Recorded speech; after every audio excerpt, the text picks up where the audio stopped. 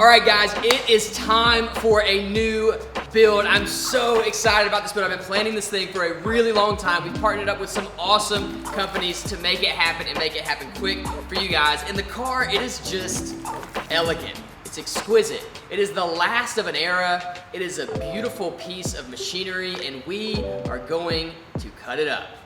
This is the new build. It has a big, monstrous V8, and it just sounds like America, even though it was made in Germany. We bought a Mercedes.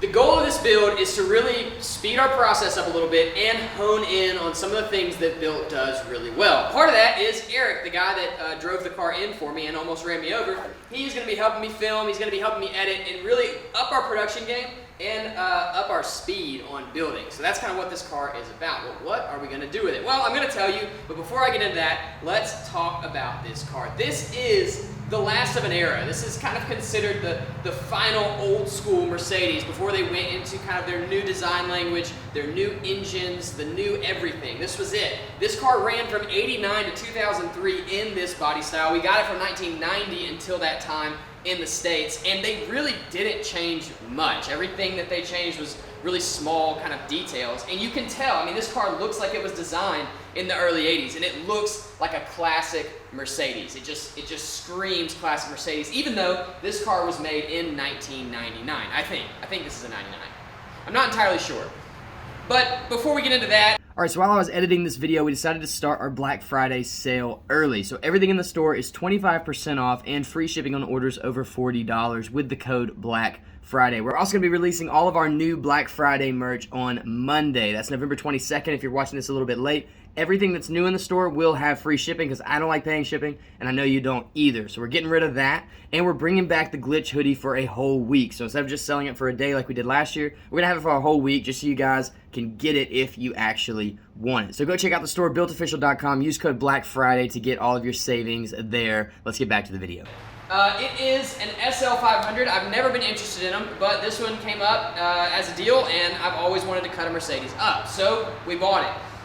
It has a 5-liter, 300 horsepower V8. Back in the 80s and 90s, gas didn't really matter, fuel economy didn't matter either, so they just put massive engines in cars that they wanted to drive fast. And this thing shows. It does only make 300 horsepower, but it makes it early and it feels like a grand touring car. Now, we're going to change that characteristic a little bit with this build, but it still is a really fun and fast car to drive. The downside of this car, and the major downside, someone has probably already said it in the comments, is it's an automatic, and that's not really an accident. It's on purpose because they only made these in automatics. It was a V6 version, or maybe it was a straight 6, I don't know, earlier in the 90s that did have a manual, but these only came in automatics.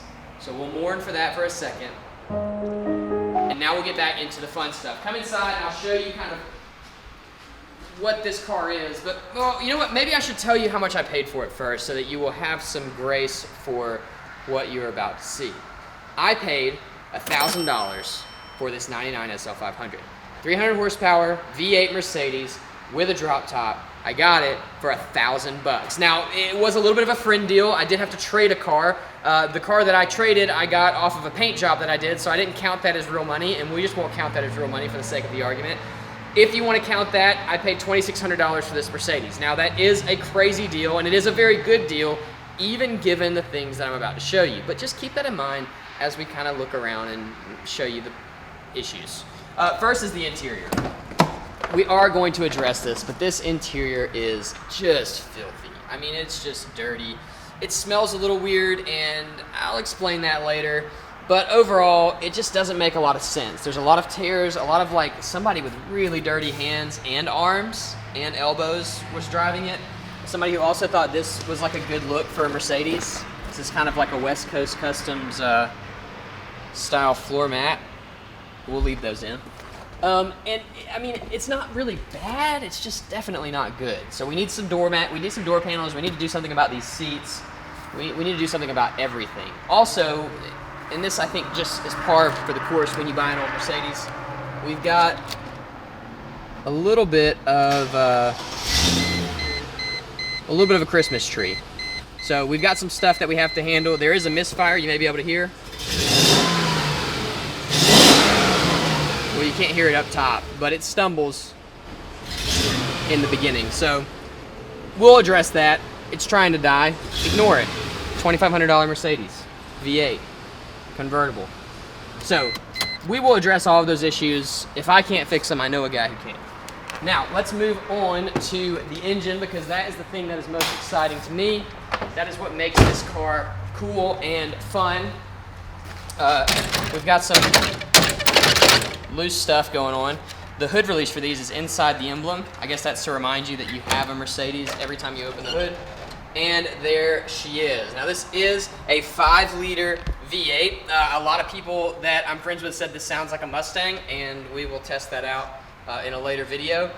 But you get what you get. It's big displacement, 300 horsepower. You get it real early, and it just kind of stays there forever. It feels really comfortable to drive this thing very fast. Not that I have tested that, but I guess that it might.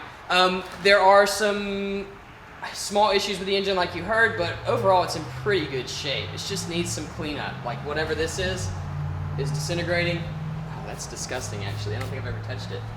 So this, you can see, is just literally disintegrating. But 99, what do you expect? That's good. One thing we do need to kind of focus on is here. You'll see the shock tower. I'm not sure if this has been replaced. We are going to go into the suspension and do all that. But if I close the hood, right here, you're going to see where at some point our shock wasn't bolted down, and I'm guessing came up and just like hammered the hood into this really nice little thing. So we're going to have to fix that. Not really a big deal. Other than that, the body is in pretty good shape. The front bumper's a little rough. We've got a mirror that, I think it's this one. Yeah, this mirror was replaced with some like reflective tape, though it seems that kind of towards the end of this car's life it wasn't taken care of, but it seems like probably for a lot of it it was. So that's good. I need to find a key. A lot of the issues we're going to have to take care of is just neglect over probably a fairly short period of time. You'll notice the top is garbage, and yeah, there's more to that story. But here's where the discount lies. This is where I got my discount. This top works. You'll notice there are, that one's not empty. Sweet, we can use it. But there are empty Pinto Fluid EHF high performance European power steering and central hydraulic fluid cans everywhere. I've actually thrown a few out, and that's because it takes about one of these to raise and lower the top one time.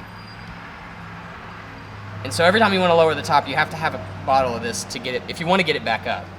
Not a problem if you just leave it down, and I think that's what their kind of idea was. All right, so I'm hesitant to show you guys this, and I really don't like doing this because it's just, it's bad, but I've been saving this for you. I want you to see it. I want you to experience it.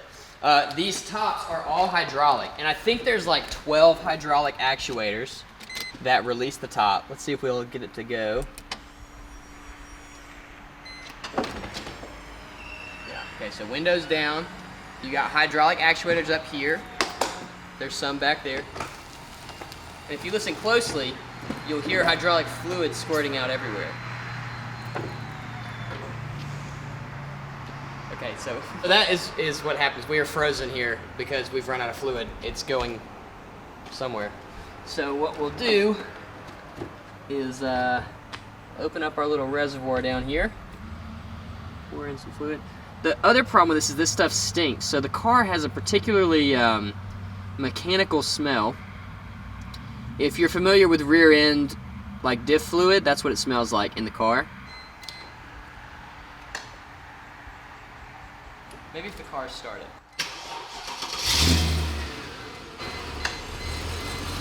Okay. Come on, baby.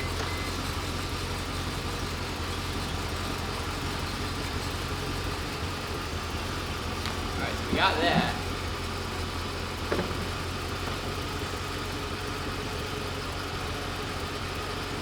Come on, baby. You can do it. One more time. One more. Well, this is embarrassing. Okay, there's one. It's leaking.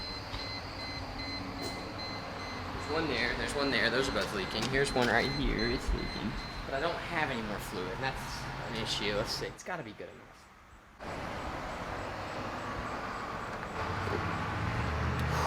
Whew. We'll be back.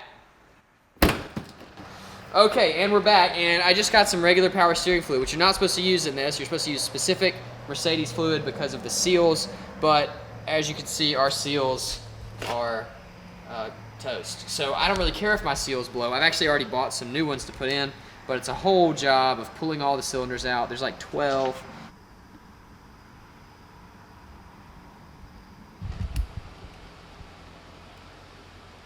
It would seem that our top has given up on us. Maybe I shouldn't have been so excited about a $2,500 Mercedes. But here we are. I'm gonna have to Google to figure that out. Man, I don't even know where to take the video from this. Let's just cut to the next part that hopefully will go better.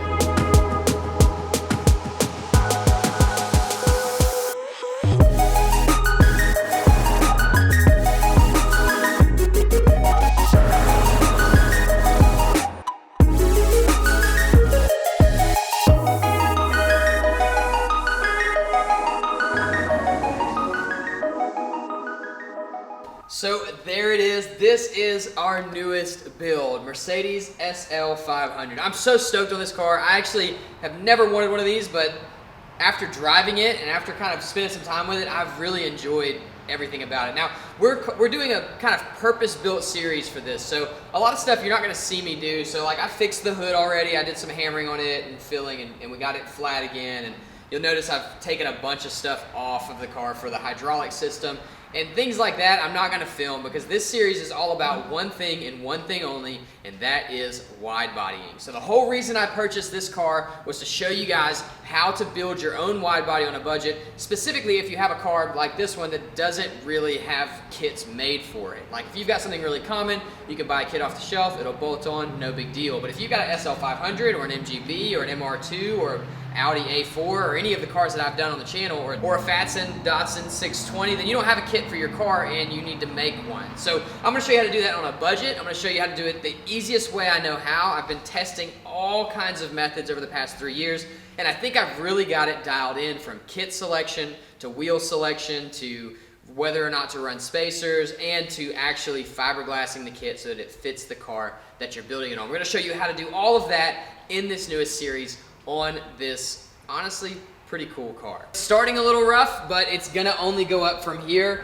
and I think this thing is gonna be really, really rad. I've showed the render to a few people that are members of the channel and a few people that I just know that live kind of around me, and they've all said that they think it looks awesome. So I can't wait to show you guys. In the next part of this video, we're gonna go over wheel selection, which means I'll be showing you the wheels that we picked for this car. We're gonna go over exhaust and how to get your exhaust done on a budget, and we're gonna get those things done and show you guys. It's gonna be really, really sick. We'll see you in the next one.